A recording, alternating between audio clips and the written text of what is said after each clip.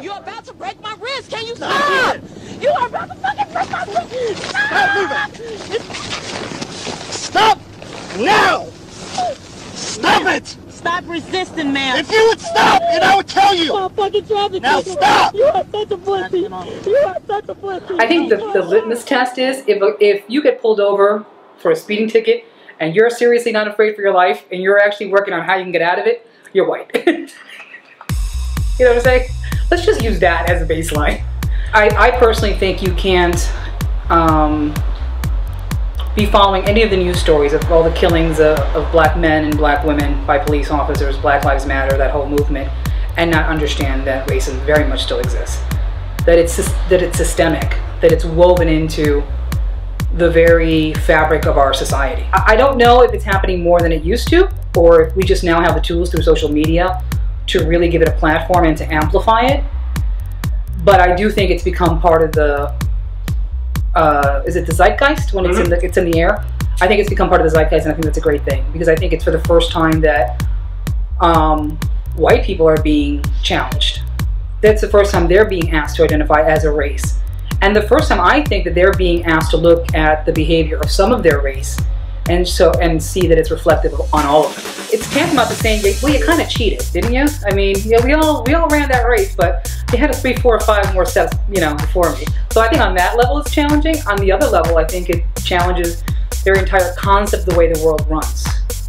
I mean, really, if somebody told you like everything that the entire underpinning of the world that you have is completely flawed, and it really only works for you. You know, the rest of humanity has not had that experience. So I am white Latina, and I'm very conscious of that.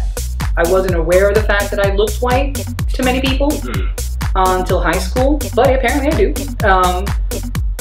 So am I scared? No, probably not as scared as I should be or would be if I had, for example, I had a sister that passed away. Her color, she was like a little darker than Halle Berry.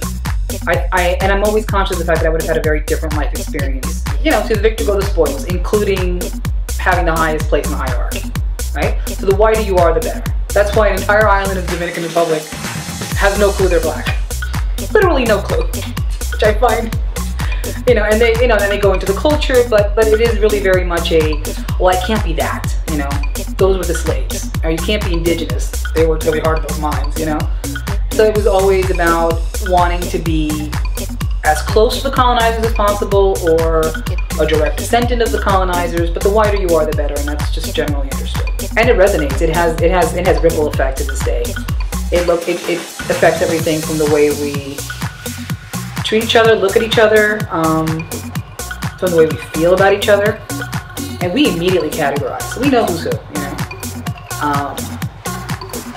And then even within the Afro-Latinos, for example, they have like, oh, that's good hair, bad hair, you know. The lucky sister got the good hair.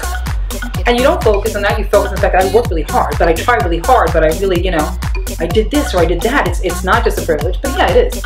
It's about the fact that, you know, maybe I would have had to work a lot harder, but I wouldn't have gotten as many passes from people because I was one of them. You know, those things really, sometimes they weigh on me, you know. Well, I say Donald Trump, you think? Pendejo. Pendejo. Too much. You know, I'm just like, what is this circus, like, you know, sideshow that this man is? Like, he's just, look, he gave up on being a professional. He's just like, fuck it. I'm so rich. Yeah. I don't know what else to do. Like, fuck it. You okay? Hurt, Billy? Yeah, okay. for sure. Yeah. I mean, he's fucking money. I'd like to begin with a fact. A simple yet shocking fact.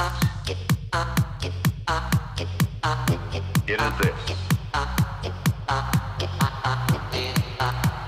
Much of this material has been described as an illustrated, detailed course in perversion. And you know what? And I feel sad for people because they don't see that he has a brand. And this whole thing is his brand. It's only going to make money for him. And they're like, oh, he lost his endorsements? Yeah, he did. But you know what? He just lined his pockets with so many speaking fees. And the Trump name is alive and well. He's playing the long game, honey. Yeah. We're the only ones running their little individual hoops. This man is like, he's got 10 years down the line. Yeah. He has the game figured out. Yeah. There's a saying in Spanish called Patadas de ahogado, which means the kicks that a drowning person gives. It's like the last kind of like futile effort at survival right before you go down for the count. And that's what I think is happening to that old GOP. And he's emblematic of that. I think he is their spokesperson. I agree. You know, they're just angry and honestly and lost and confused. And they're looking at a world that's not going to reflect them for the first time. And I think, you know, like we were talking about, when the entire underpinning of your world falls apart. And I think one of the biggest privileges they've had to this point has been that they looked at a world that reflected their ideals, that, you know, to a certain extent it reflected them physically, you know. That was America. And all of a sudden they're looking at a very different colored America, with possibly different languages because of Latinos.